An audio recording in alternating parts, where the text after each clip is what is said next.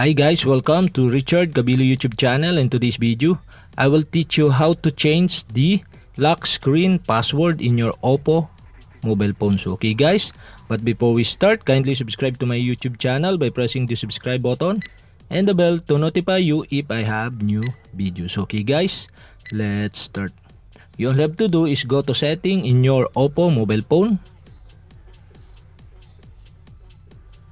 Okay guys, here in settings, okay, scroll down and find the fingerprint, face and password. Click this. Okay guys, here in fingerprint, face and password. So okay, you can see the lock screen password is on. Okay, to change this or to change the password, you all have to do is click lock screen password. And okay guys, we need to enter the password. And okay guys, in lock screen password, you can see the turn off password and modify password. Okay guys, to change the password of your lock screen, so okay, you all have to do is click modify password. And okay guys, enter the old password.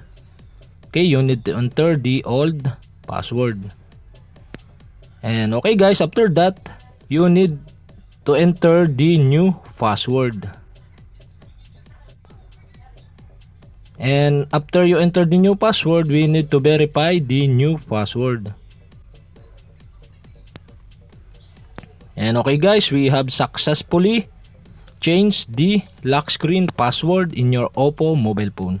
So okay guys, if you have a question, kindly comment below and don't forget to hit the subscribe button and the bell to notify you if I have new videos. So okay guys, thank you for watching.